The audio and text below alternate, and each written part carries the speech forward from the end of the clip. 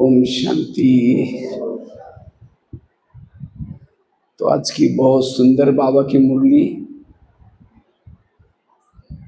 ब्रह्मा बाबा के कदम पर कदम रखना है। हमें कोई नया पुरुषार्थ नहीं करना है।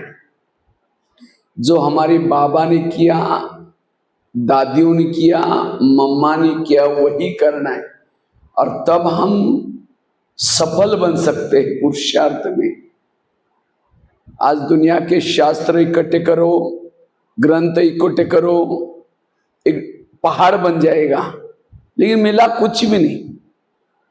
इसी तरह बाबा ने आकर के क्या किया, जो विधि सुनाई उस विधि से जो चलेगा वो विकारजित मायाजित बन सकता है। इसलिए ब्रह्मा बाबा ने जो किया, बाबा नारायण कैसे बने वही करो। तो बाबा ने नारायण बनने के लिए दो बातों का पुरुषार्थ किया। एक तो बाबा ने रोज अपने इंद्रियों का दरबार लगाया और दूसरा बाबा ने आत्मा का पाठ बहुत पक्का किया। लेकिन आज हमारे इन बातों की तरफ ध्यान नहीं है। आजकल फेसबुक में, व्हाट्सएप में इतनी चटपटी बातें आ रही, हम वही करते हैं जो बाबा ने किया, उसके तरफ ध्यान नहीं है। इसलिए अगर हमें सफल बनना है, संस्कार के ऊपर जीत प्राप्त करना है, विकारोजित बनना है, समस्याओं का समाधान करना है, जो बाबा ने किया वही करना है। तो लगाते से सभी दरबार लगाते, कभी आप लोग लगाते अपने इंद्रियों का दरबार? नहीं लगाते। तो बाबा ने जो किया वो नहीं करेंगे तो सफल कैसे बनेंगे? क्योंकि आपके जीवन की जो समस्या है, क्या क्या समस्या है, योग नहीं लगता, सहन नहीं होता, मेरे संस्कार नहीं बदलते, यही तो समस्या है ना। इन सब का कारण क्या है? ये परिस्थिति आती है। क्यों आई? परिस्थिति आती है, संस्कार आते हैं, विकार आते हैं, इंद्रियों के द्वारा आते हैं। इसलिए जब तक इस इंद्रियों जीत नहीं बनेंगे, परिवर्तन नहीं होगा। हम यहां आए हैं किस लिए आए? स्वयं को बदलने के लिए आए। तो स्वयं को बदलना मतलब क्या करना? बैज पहनना, सफेद ड्रेस पहनना, बाहर का भोजन नहीं खाना, रोज अमृत वाला उठना, हो गया बदल। स्वयं को बदलना अर्थात हर इंद्रियों को श्रीमत के आधार से चलाना। और जिसकी हर इंद्रिया श्रीमत प्रमाण चलेगी, कहेंगे माता बड़ी अच्छी है, ये भाई बहुत अच्छा है। अच्छा है मतलब क्या? उसका इंद्रियों पर संयम है। जिसको ही बाबा के दूसरे शब्द में बाबा कहते हैं चैरिटी बिगिंस एट होम। आप अपने घर को सुधारो। तो क्या आपके घर के सब ज्ञान में चल रहे हैं? जब तक घर को नहीं बदलेंगे तब तो दुनिया चल गया ना। तुम पहले अपने घर को सुधारो, बाद में दूसरों को सुनाओ। घर मतलब कौन सा? लौकिक घर की बात नहीं, इस शरीर आत्मा का पहला घर है। तो क्या इस घर में रहने वाले सब ज्ञान में चलते हैं? आंखें ज्ञान में चलती हैं, कान ज्ञान में चलता है, मुंह ज्ञान में चलता है, कान ज्ञान में चलता है। अगर आंखें ज्ञान में चलती, योग में बैठते बंद हो जाती। मोबाइल में गए गलत चीजें देखे तब बंद नहीं होगी। अगर कान ज्ञान में चलता, कोई परचिंतन सुनाता है, और क्या हुआ? उठ के भी जा रहे हैं, बैठो ना, थोड़ा चाय पानी पी के जाओ ना, बताओ ना क्या हुआ। इसलिए हर इंद्रियों पर बाबा ने नियंत्रण किया, इसलिए बाबा नारायण बने। ये है इस ब्रह्मा कुमारी का मुख्य लेसन। क्योंकि हमारा पढ़ाई का सार क्या है? क्यों पढ़ रहे हैं? भविष्य में राजा बनने के लिए। राजा बनने का आधार क्या है? बनेंगे अंजन वाले, अंजन गांव वाले कौन कौन राजा बनने वाले? हाथ खड़ा करो। कौन कौन राजा बनेगा? हाथ खड़ा करो। क्यों? ऊंचे ऊंचे हिम्मत नहीं। अच्छा, सबको बनना है तो राजा बनने का आधार क्या है? क्या आधार है? इंद्रियों पर जीत प्राप्त करना। तो सभी ने अपने इंद्रियों पर जीता है, जीता है। मन को कहा है, मन तुम परमधाम में जाना, मन मार्केट में चला जाता है। अगर ये मन ही आपका नहीं सुनता, आंखें नहीं सुनती, कान नहीं सुनता, तो और कौन कोई से सुनेगा? ये है पुरुषार्थ। देवता बनने के लिए और कोई पुरुषार्थ नहीं, अपने इंद्रियों पर शासन करना। सारे गीता का सार है ये अर्जुन, तुम अपने घोड़े की लगाम अपने हाथ में रखो। तो हमारे घोड़े कौन से? इंद्रिया। आंखों को अपने वश में रखो, कान को अपने वश में रखो, मन को अपने वश में रखो। क्योंकि भविष्य में राजा ही बनने का, राजा ही लेने का आधार क्या है? ऐसे नहीं जो माउंट आबू में रहने वाले वो राजा बनेंगे, जिन्होंने मम्मा पापा को देखा है वो राजा बनेंगे, जो बहुत सालों से ज्ञान में चलते वो राजा बनेंगे। राजा बनने का आधार क्या है? स्वराज्य अधिकारी, विश्व राज्य अधिकारी। जिन्होंने शरीर पर शासन किया वो भविष्य में क्या बनेंगे? राजा बनेंगे। तो राजा बनने के लिए दौड़ने की जरूरत नहीं, अपने शरीर पर शासन करना है। आज कई कहते सतयुग कब आएगा, संगम युग तो बाबा ने कहा था कि 100 साल चलेगा, 87 साल तो पूरा हो गया, अब कब आएगा, कृष्ण जन्म कब लेगा।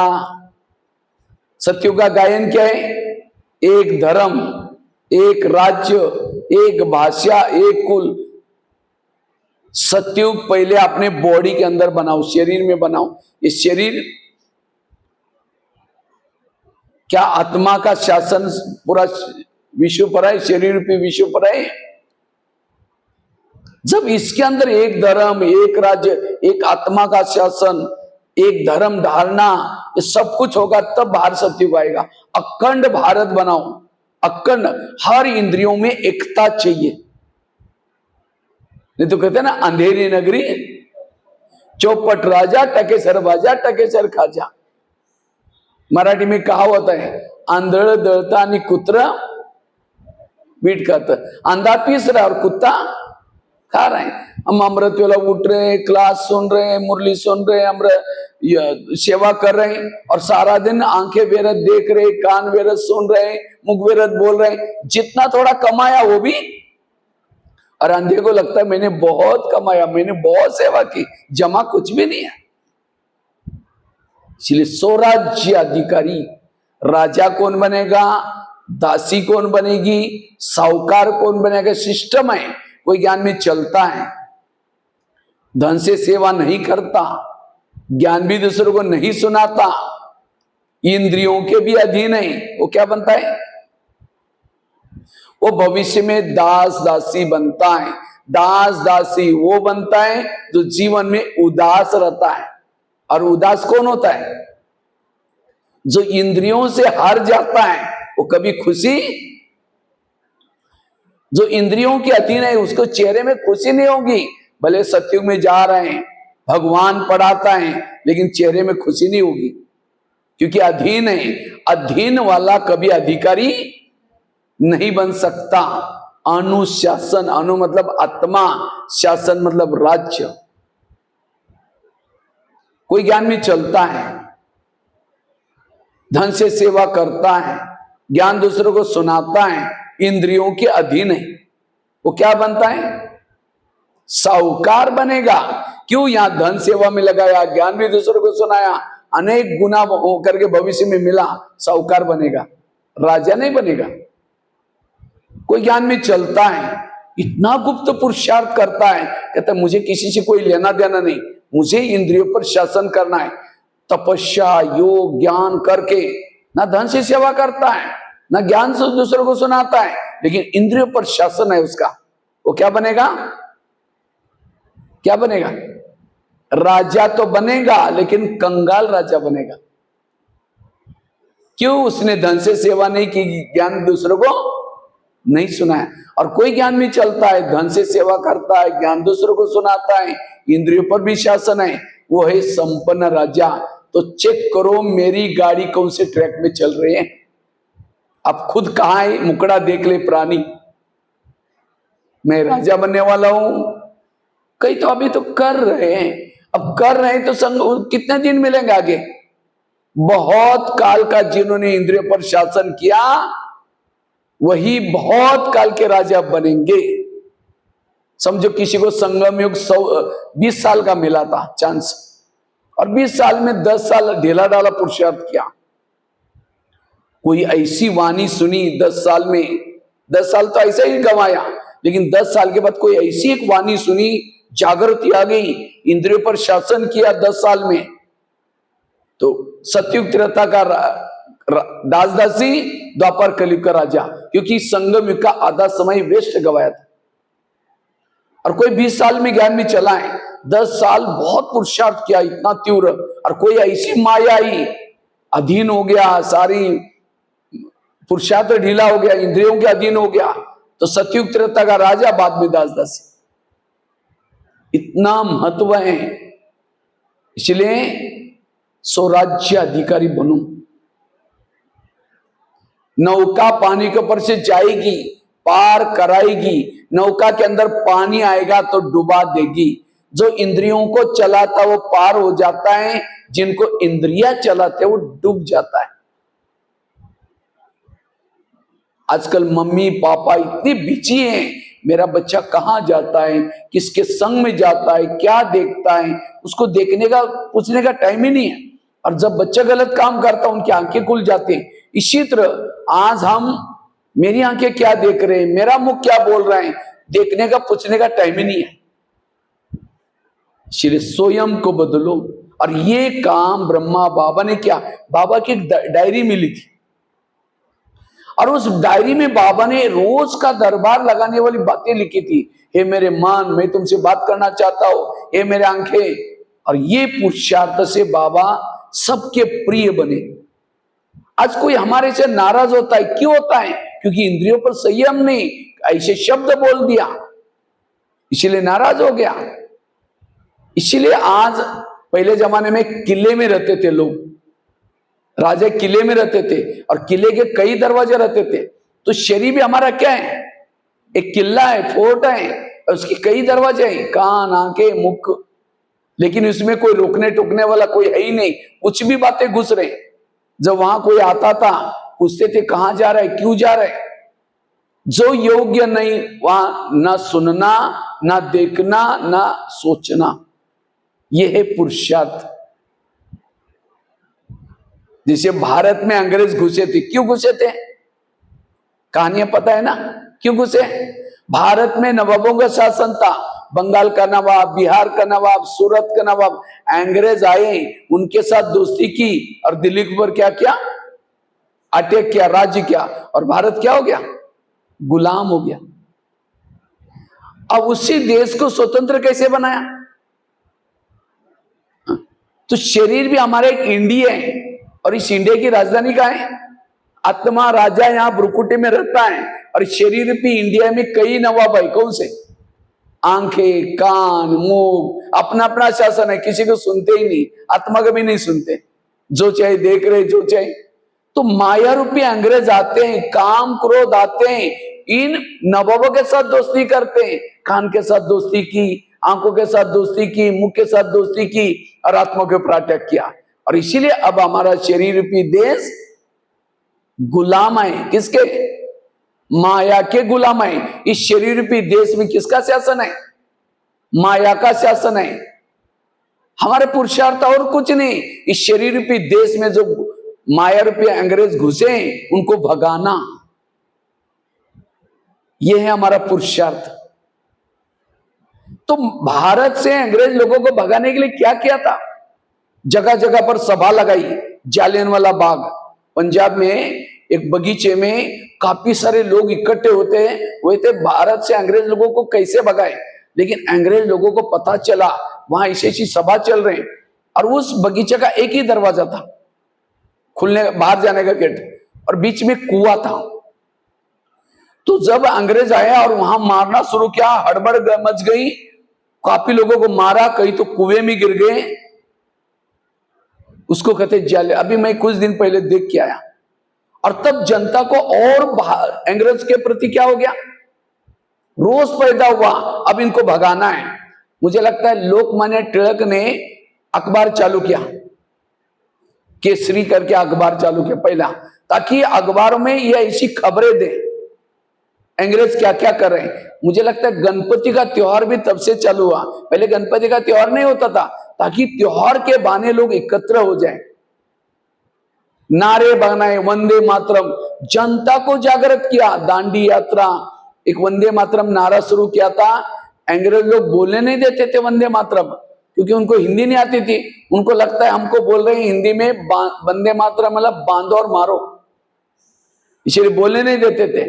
और तब जनता जागृत हुई, जनता ने नारा लगाया, अंग्रेज लग चले गए।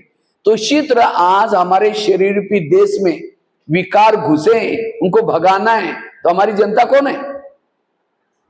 इंद्रियां हमारी जनता है, कान, मुंह, गांग, मन, बुद्धि, इस सभी को जगाओ। और जगाने के लिए दरबार लगाना। हे आंके, जो तुम मोबाइल में गलत चीजें देख रहे हैं, तुम्हें तो अच्छा लग रहा है, लेकिन मेरा क्या हो रहा है?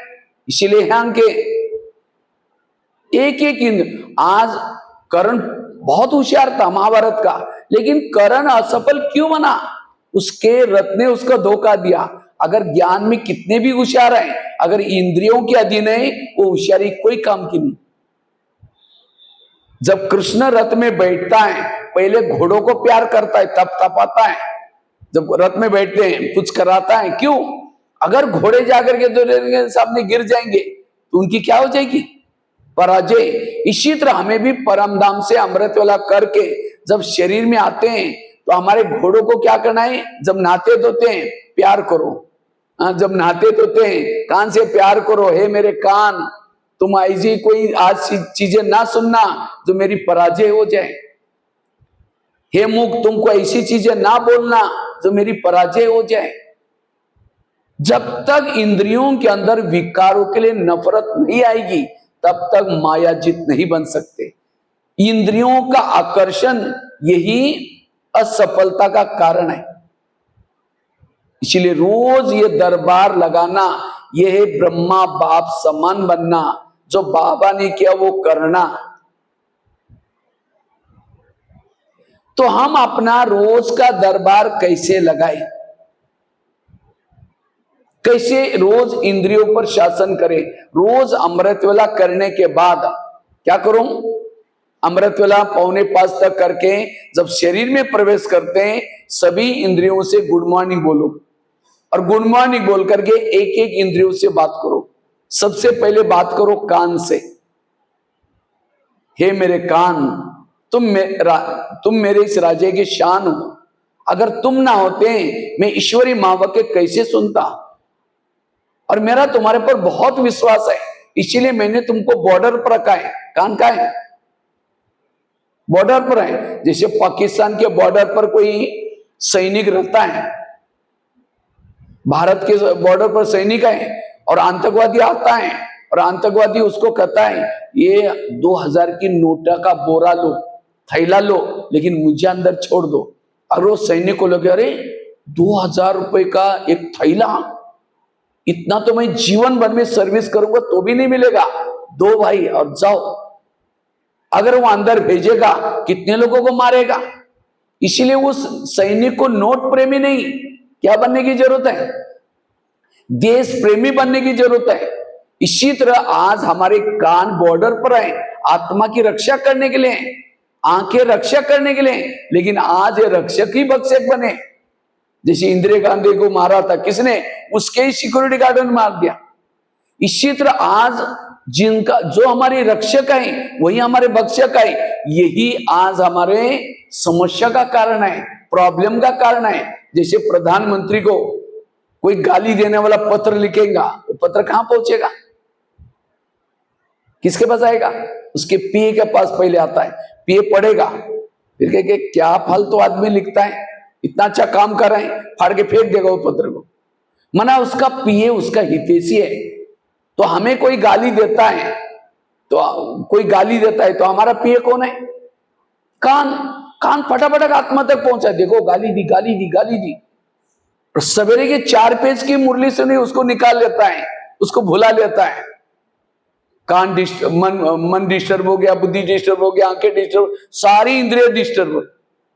इसका मतलब कान मेरा हितैषी नहीं है। प्रधानमंत्री दिल्ली में शांति में तब बैठेंगे उसके पार्टी के सारे लोग अपनी ड्यूटी एक्यूरेट करेंगे। इसी तरह आत्मा भ्रुकुटी में शांति में तब बैठेगी जब हर इंद्रिया अपने अपनी ड्यूटी एक्यूरेट करेंगी।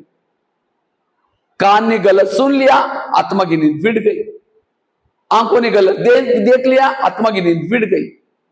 तो योग क्यों नहीं लगता? सारा दिन आंखें गलत देखती हैं, मुंह गलत बोलता है, मन गलत सोचता है, और शाम को जो देखा सुना वही याद आता है, योग लगता ही नहीं। इसीलिए स्वराज्य एक एक को पूछो तुम्हारी ड्यूटी कैसी रही, और ये काम ब्रह्मा बाबा ने किया। आज हमारे इसके तरफ ध्यान नहीं है। देवता बनना मतलब जैसे मंदिर में जाते थे, आरती करते थे, पूजा करते थे, यहां भी हमारा वही चल रहा है। यहाँ आए कोई सत्संग, कोई महाराज जी के सत्संग नहीं चलते, यहां आकर के पहले आधा घंटे का योग करना पड़ता है। नहीं तो धृतराष्ट्र कैसा था? अंधा था। क्यों? वो जानता था, सब कुछ जानता था, लेकिन तो भी अधीन था। इसी तरह आज क्लास के पहले हम योग नहीं करेंगे, केवल मुरली सुन के जाएंगे। पता ही कि गलत है, पता ही नहीं करना चाहिए। कंट्रोलिंग पावर, रूलिंग पावर नहीं है, क्योंकि योग की ताकत नहीं है हमारे पास। इसलिए हमें रोज क्लास के पहले योग करना, और तब हमारी इंद्रिय संयम पर रहेगी, अनुशासन में रहेगी। इसलिए हमें रोज इनका दरबार लगाना है। तो कैसे दरबार लगाना है? अमृत वेले के बाद 5 मिनट अपने इंद्रियों से बातें करो। सबसे पहले बात किसे करना है? कान से। हे मेरे कान, तुम मेरे इस राज्य की शान हो, अगर तुम ना होते मैं ईश्वरी महावाक्य कैसे सुनता। लेकिन आजकल तुम कभी व्यर्थ बातें भी सुनते हो। मैंने तुमको बॉर्डर पर रखा है। अगर कान थोड़ा सा डिस्टेंस में या होता, दूर होता, तो कान जिंदा रहता। कान के अंदर आत्मा ने कमाया हुआ खून सप्लाई होता है, इसलिए उसके सेल्स जिंदे हैं। खाता है आत्मा का और धोखा दे रहे हैं। जिसको कहते हैं, मराठी में भी कहते हैं, जिसके थाली में खाते हैं उसके थाली को छेद कर लेते हैं। और यही आज प्रॉब्लम है। इसलिए एक कान, आज तक जो हुआ कोई बात नहीं, लेकिन आज रात को सोने के पहले मैं 10 बजे दरबार लगाने वाला हूं। ये कब बोल रहे हैं? इस सवेरे अमृत वेले के बाद। फिर कहना है कि मैं रात को सोने से पहले भी दरबार लगाने वाला हूं। अगर सारा दिन तुमने गलत सुना है तो मैं सजा दूंगा, छोड़ूंगा नहीं। और ये भी नहीं समझना मुझे कुछ पता ही नहीं चलता। आजकल इस शरीर रूपी किले के चारों तरफ से मैंने सीसी कैमरे भी लगाए। आजकल लगाते ना बिल्डिंगों में, ऑफिसों में कैमरे लगाते, कौन आया कौन गया। इसी तरह मेरा भी तीसरा नेत्र खुला है, कैमरा लगा हुआ है, मुझे सब कुछ पता चलता है किसने क्या क्या किया है। आगे चलो मुख के पास। हे मुख, तुम्हें मेरे इस राज्य की शान हो, अगर तुम ना होते मैं ईश्वरी महावाक्य दूसरों को कैसे सुनाता। लेकिन कभी कभी तुम किसी का अपमान भी करते हो, क्या अपमान करने के लिए तुमको रखा? अगर तुम किसी का अपमान करोगे मैं तुमको सजा दूंगा। आगे चलो आंखों के पास। ये आंखें, मुझे 84 जन्म में बहुत सारे आंखें मिली, लेकिन तुम्हारे जैसे भाग्यशाली आंखें कोई नहीं मिली, क्योंकि तुम्हारे द्वारा मैंने सत्यम शिवम सुंदरम को देखा है। देखा है ना मधुबन में बाबा को? किसने किसने देखा है? बाबा मिलन, अच्छा काफी लोगों ने देखा है।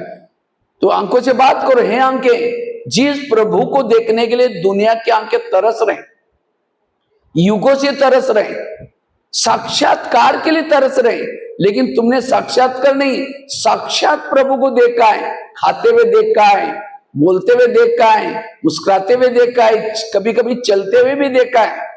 झंडा फहराने के लिए उठ करके बाबा चलते थे, कभी डायमंड हॉल में भी चक्कर लगाते हुए देखा है। तो क्या प्रभु को देखना तुम्हारा पेट नहीं भरा? तुम इस संसार की व्यर्थ बातें क्यों देखते हो? अगर देखेगा मैं तुमको सजा दूंगा। आगे चलो पांव के पास। हे पांव, तुम भी मेरे इस राजा के शान हो, अगर तुम ना होते मैं इस सेवा करने के लिए कैसे जाता? सेवा की मुख ने भाषण किया, आधी दुआ तुमको मिल गई। कर्मना सेवा हाथ से की, आधी दुआ किसको मिली? पांव को। क्यों? पांव घुटने के ऊपर पूरा शरीर को उठा के लेके आता है। इसीलिए कोई भी व्यक्ति घर में आता है उसके चरण छूते हैं। क्यों? हे चरण, तुम्हारा धन्यवाद इस व्यक्ति को घर में लाया। लेकिन कभी कभी चरण क्या करते हैं? परिचिंतन करने के लिए लेके जाते हैं। परिचिंतन क्या? मुख ने आधा पाप पांव के ऊपर, परिचिंतन सुना कान ने, आधा पाप पांव के ऊपर। अगर पांव ना कहता नहीं नहीं मुझे नहीं जाना, मैं राजा का खाता हूं, राजा के रहता हूं, इसीलिए तुमको जाना है तो भले जाओ, मैं अपनी ड्यूटी एक्यूरेट करूंगा, तो मुंह कहता है ठीक है तुम नहीं जा रहे मैं जा रहा हूं, निकल करके अकेला जाएगा? अगर पांव जाएगा नहीं, मुंह कैसे जाएगा? हर इंद्रिया माया के विपरीत मिले। ये है ईमानदारी। हर इंद्रियों के अंदर वफादारी चाहिए, आत्मा के लिए रिगार्ड चाहिए। जब हर इंद्रिया आत्मा के लिए रिगार्ड देंगे, रिस्पेक्ट देंगे, तब लोग भी आपको रिगार्ड देंगे। आज कई माताएं कहते मेरे बच्चे मानते ही नहीं है। क्यों नहीं मानता? इसका कारण है जिसकी इंद्रिया नहीं मानती उसका कोई नहीं मानेगा, कोई नहीं मानेगा। प्रकृति भी नहीं मानेगी। प्रकृति अपना कर रहे हैं। क्यों? इंद्रियों की अधीन। इसलिए बाबा ने ऐसी आत्माओं को सतयुग में लेके जाएगा जिन्होंने या उनके इंद्रियों पर शासन किया है। इसलिए अगर भविष्य के राजा बनना है, यह है पुरुषार्थ। इसलिए रोज अपना ये चार्ट रखो। कहूँ अभी दूसरों को देखने का टाइम नहीं है, वो क्या करता है वो टाइम नहीं, अपने आप को बदलने का टाइम। ये तो कहते ना, आए थे हरि भजन करने के लिए, उठने लगे फलाना ऐसा करता है वो ऐसा करता है। अरे अपने आप को देखो, खुद को सुधारो। ब्रह्मा बाबा ने ये किया, इसीलिए बाबा सबके प्रिय बने। ये है ब्रह्मा बाप समान बनने का पुरुषार्थ। आगे चलो मन के पास। है मन, तुम भी मेरे इस राज्य की शान हो, अगर तुम ना होते मैं ईश्वरीय ज्ञान का चिंतन कैसे करता? लेकिन कभी कभी तुम व्यर्थों का भी चिंतन करते हो, करेगा मैं तुमको सजा दूंगा। आगे चलो बुद्धि के पास। हे बुद्धि, मैंने सभी इंद्रियों में से चुन करके तुमको मंत्री बनाया। और बुद्धि कौन सा मंत्री है? केंद्रीय मंत्री है, होम मिनिस्टर है। पूरा घर का कारोबार शरीर का किसके पास है? बुद्धि के पास। क्योंकि मन में विचार आया मुझे फिल्म देखने के लिए चलना है, तो मन की फाइल किसके पास जाते हैं? होम मिनिस्टर के पास, बुद्धि के पास जाते हैं। फिर बुद्धि निर्णय करते हैं, हाँ ठीक है जाओ। अब जैसे साइन की जाओ, पांव चले गए, आंखें चले गई, कान चला गया। तो बुद्धि से कभी एकांत में बैठ करके बातें करो। हे बुद्धि, मैंने सभी इंद्रियों में से चुन करके तुमको मंत्री बनाया, और मुझे लगा कि तुम मेरा कारोबार अच्छा चलाएगा, लेकिन तुमने कोई ऐसे गलत निर्णय लिया, मेरा पूरा राज्य कारोबार चला गया। क्या मैंने यही विश्वास किया था तुम्हारे पर? इसलिए हे बुद्धि, आज से तुम्हें जो भी निर्णय लेना है श्रीमत के आधार से, अगर तुम उल्टा सुल्टा निर्णय लेगा मैं तुमको सजा दूंगा। ये है राजा बनने का पुरुषार्थ। तो हाथ खड़ा किया था, हम राजा बनने वाले हैं, तो इतना अटेंशन है? बाबा ने तो देखो राजा बनने के लिए आपको कितना अच्छा भवन बना करके दिया है, लेकिन केवल भवन के नहीं चलेगा, इसके ऊपर शासन करो, तब हमारे अंदर रॉयल्टी आएगी, तब हमारे अंदर वो गुण आएंगे। क्योंकि बाबा की पढ़ाई कोई दास दासियों के लिए नहीं है। किसके लिए है? राजा के लिए। और जो ये नहीं करते, सुन करके जाते हैं, बाबा कितना कहते हैं बच्चे मंदिरों में जाओ, ये करो, हम सुनते चले गए अपने कामों में व्यस्त। तो राजा बनने के लिए हमें स्वयं को बदलना है। तो रात को फिर दरबार लगाओ, कितना बजे? 10 बजे, सोने से पहले। ऐसे नहीं कि वो लुढ़क गए बस, कल क्या हुआ आज क्या हुआ, कोई लेना देना नहीं। फिर वही दिनचर्या चलेगी। उसके बाद सबसे पहले बात करो किसे? कान से। कान, तुम्हारा चार्ट कैसा रहा? तुम्हारा बहुत बहुत धन्यवाद। 7 बजे तुम्हारे द्वारा मैंने मुरली सुनी थी, लेकिन 12-1 बजे को एक माता जी आई थी, किसी की निगेटिव व्यर्थ बातें सुना रही थी, वो भाई है ऐसा, वो बहन भी ऐसी है, वो ऐसे है, और तुमने बड़ा नजदीक जाकर के उन बातों को सुना था, क्योंकि सीसी कैमरे में ये सब रिकॉर्डिंग हुआ, मैंने देखा है। तो बताओ, तुमको मैंने सवेरे मना किया था तो भी तुमने सुना, इसीलिए तुम्हारे लिए सजा। सजा मतलब कान को के कैंची लेकर काट करके नहीं फेंको, ले तुम हमारे राजा में नहीं चाहिए। कौन सी सजा दो? दोबारा मुरली सुनाओ, क्योंकि जिस कान में ज्ञान कमी है वही ऐसी बातें सुनता है। कान के अंदर ज्ञान भरपूर होगा, सुनेगा ही नहीं। तो कौन सी सजा दो उसको? अलौकिक सजा। दोबारा मुरली सुनो। आगे चलो मुख के पास। मुख तुम्हारा चार्ट कैसा रहा? समझो कान ने दरवाजा खोला, तुमने तो अपनी ड्यूटी ठीक करनी चाहिए, अपना दरवाजा बंद ही रखना चाहिए। तुमने भी बोला हाँ वो तो ऐसी करते, मैंने कई बार वो देखा है, वो ऐसी करते। दुश्मन और अंदर आ गया, मैं तो 4-5 दरवाजे के अंदर बैठा हूं, मेरे पास पहुंचने के लिए तुमने ड्यूटी ठीक नहीं किया, इसीलिए तुम्हारे लिए सजा। कौन सी? कल के दिन तुम्हारा कारोबार बंद। मौन मौन रखे तो अपने आप दूसरे दिन हूं करेगा ही नहीं, चुप रहेगा। ये है अलौकिक सजा, क्योंकि राजाओं की निशानी होती है। राजा की पहली निशानी क्या है? राजा जिस शहर में रहता है राजा का सब कहना मानते हैं, जो राजा का कहना नहीं मानता राजा उसको शिक्षा देता है। तो हमारे शरीर में रहते हैं तो सब हमारा कहना मानना चाहिए। दूसरी राजा की निशानी है, राजा दानी होता है, राजा के घर से कोई खाली, तो आप अपने हाथ खड़ा किया, हम राजा बनने वाले हैं तो इतना दान करते हैं। पड़ोसनी रोज घंटी बजा करके कहती है देवी आओ मुझे दर्शन दो, देवी एक शब्द भी नहीं सुना है कभी उसको। कंजूस है।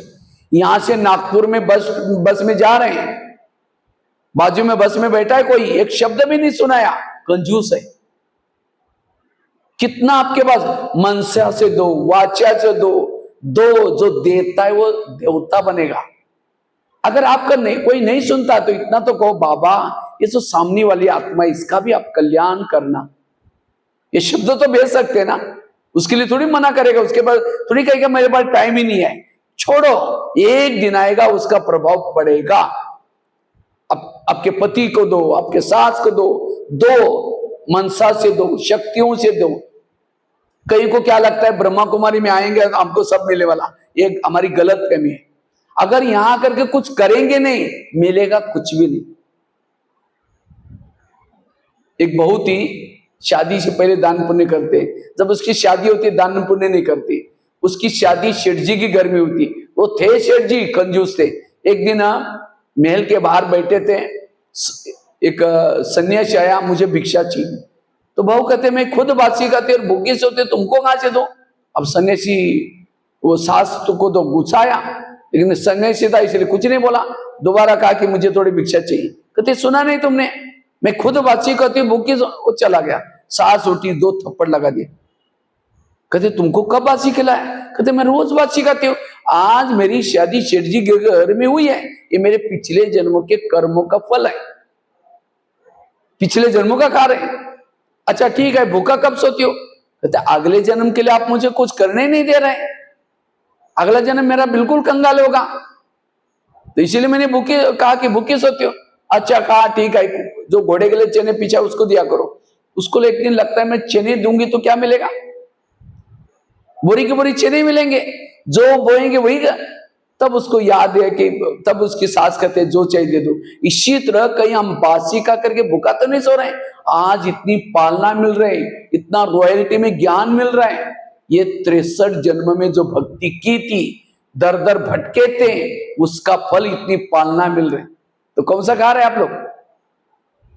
बासी खा रहे हैं। और अगर मैंने भविष्य के लिए कुछ किया ही नहीं, तो भविष्य के लिए अगर मुझे धन चाहिए, मुझे धन से सेवा करनी है, मुझे तन तंदुरुस्त चाहिए, तन से सेवा करने। कभी आओ, इतना बड़ा भवन है, कभी झाड़ू लगाओ, पोछा लगाओ, तब भी आपका नहीं तो हम कहते वो गजेंद्र भाई कर ही रहे हैं, वो तो अपना भाग्य बना रहे, लेकिन आपको भी तो बनाना है ना, आपको भी आकर के करना है। अपना समझ करके कभी झाड़ू, कभी किसी को सुनाओ, कभी मधुवन में आओ, यज्ञ में सेवा करो। जो तन की सेवा में लगाता है उसको तन तंदुरुस्त मिलता है। अगर आपका घर बड़ा है, पाठशाला खोलो, आपको घरों से कोई कमी नहीं पड़ेगी। अगर आपके पास गाड़ी है, सेवा में लगाओ। जो चीज सेवा में लगाएगा वही चीज मिलेगी। इसलिए हमें भूखा नहीं सोना। आगे चल करके बहुत लोग देंगे यहां, लेकिन उस समय बाबा नहीं लेगा। जैसे 1000 500 की नोटा बंद हो गई, लोगों ने फटाफट ला करके भंडारे में डालना शुरू किया। 3 महीना दिया था शायद, 3 महीने में बैंकों से चेंज करके ले सकते थे, लेकिन मधुबन से डायरेक्शन क्या आया, कृपया 500 की और 1000 की नोट कृपया भंडारी में ना डाले, चिटकी लगाई थी, शायद याद होगा आप लोगों को। और पहले डालने के लिए बोलते तो हाथ थर-थर कांपता था, डालू ना डालो 1000 के और 500 के। और जब बंद हो गया तो डालना शुरू किया। इसी तरह आगे चल करके लोग बाबा की प्रत्यक्षता होगी। जैसे द्रौपदी मुर्मू जैसे महान लोग ज्ञान में चलना शुरू किया। आजकल गीता के बारे में स्पष्ट होता जा रहा है, गीता का भगवान वास्तव में शिव है।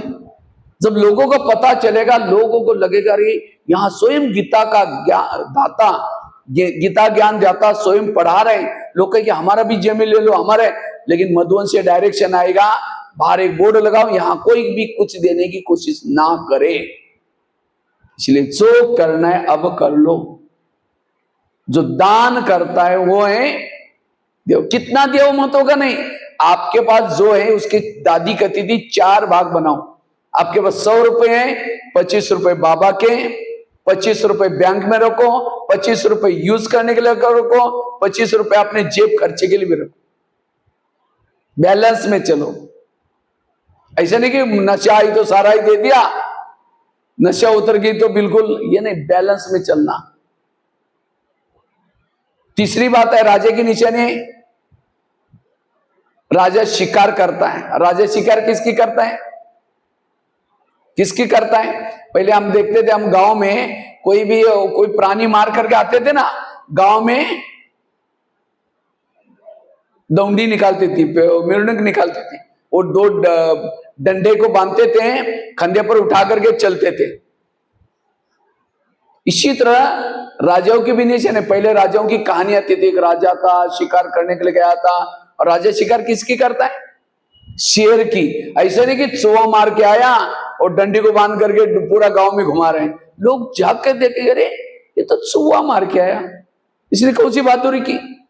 खूंखार जानवर को मारेंगे तब कहेंगे ये राजा बहादुर है। इसी तरह आपको भी शिकार करने किसकी? अज्ञानी आत्मा को क्या बना दो? ज्ञानी।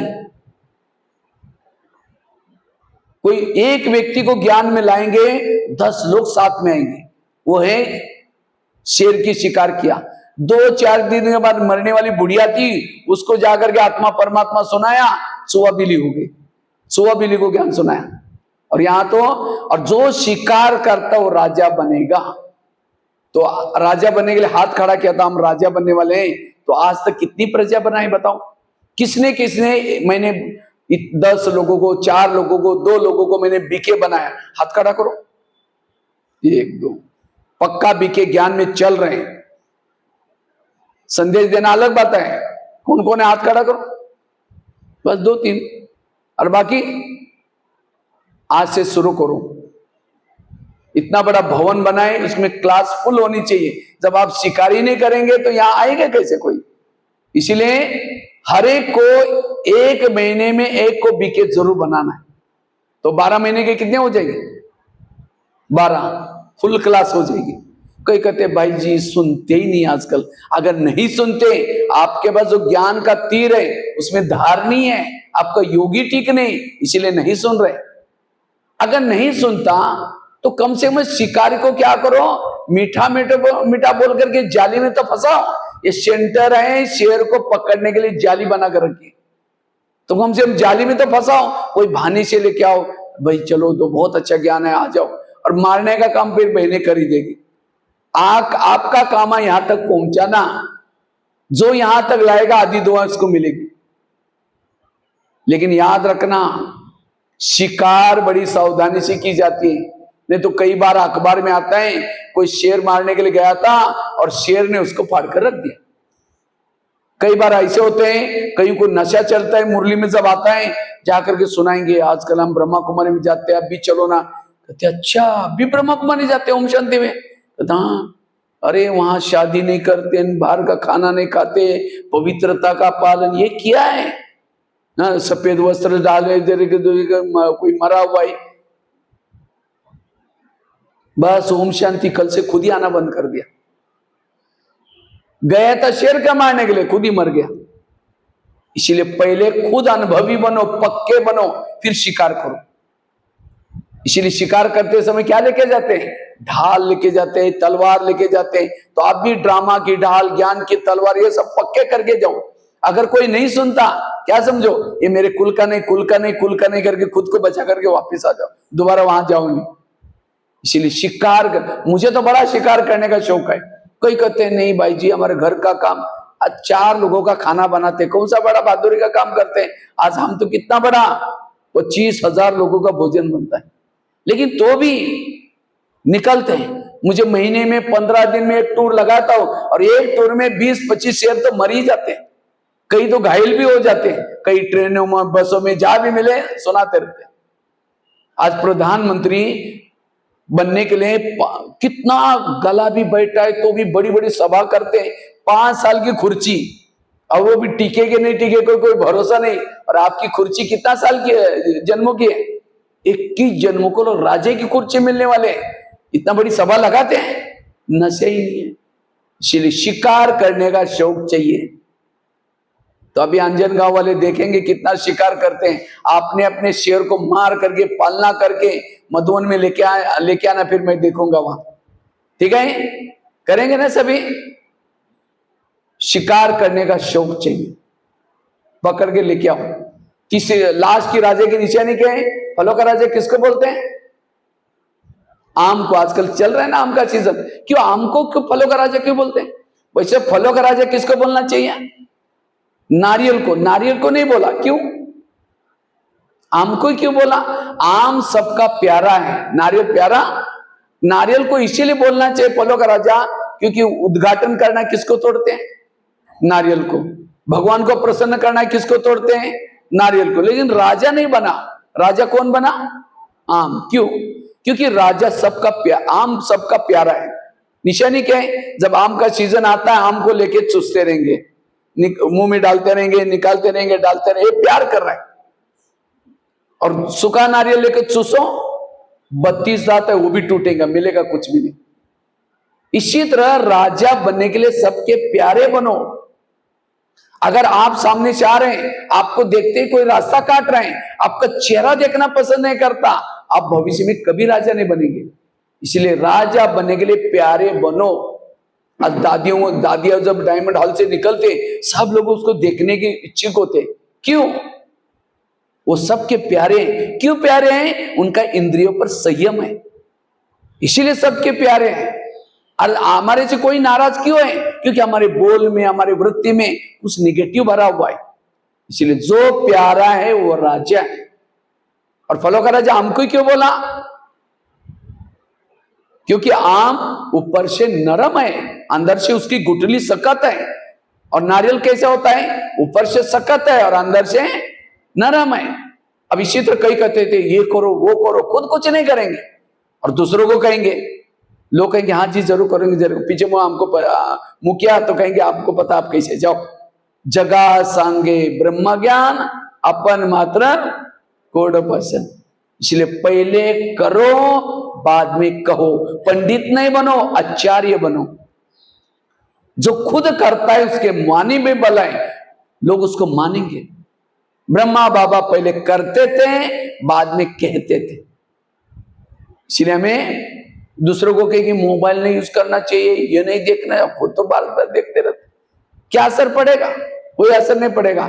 इसलिए आचरण चाहिए, आचार्य चाहिए, पंडितों की कोई कमी नहीं है। इसलिए आम बनो। और फलों का राजा आम को क्यों बोला? कोई थक जाता है, परेशान हो जाता है धूप में, कौन से पेड़ के नीचे जाकर सोने का प्रयत्न करेगा? आम के नीचे जाकर सोएगा। आम के नीचे जाएगा, उसकी थकान मिट जाएगी, छाया मिल जाएगी, रिफ्रेश हो जाएगा। अगर कोई गलती से नारियल के नीचे जाकर सोएगा तो छाया तो छोड़ो, और ये नारियल तोड़ करके सिर भी तोड़ देगा उसका सोने वाला का। और वो पत्ता क्या, वो गिरता है कब, थोड़ी हवा आगे धड़क गिर जाता है, पता ही नहीं चलेगा। अर्थात दुनिया से कोई तंग होकर के, परेशान होकर के आपके संपर्क में कोई आता है, यहाँ की कोई उल्टी सुल्टी बात, यहाँ भी तो ऐसे चलता रहता है, यहाँ भी कोई कम है क्या, उल्टी सुल्टी बात सुनाई, आया था शांति के लिए, आया था सुख के लिए, और ही दिमाग खराब करके गया। कई ऐसी भी के भाई बहने होते हैं, यहाँ भी पैसे देते हैं उसको आगे करते हैं, यहाँ भी कोई कम है क्या। कल मम्मा ने कहा ना, कई ऐसी उल्टी सुल्टी भी सुनाने वाले। ऐसा कभी राजा नहीं बन सकता। राजा बनने के लिए दूसरे का दुख हरो, सबको सुख दो, वो है राजा। और फलों का राजा आम को क्यों कहते हैं? आम फल लगता है झुकता है, नारियल ऊपर जाता है, जिसके अंदर विशेषता कला आ गई वो नम्रचित बनता है, वो है राजा।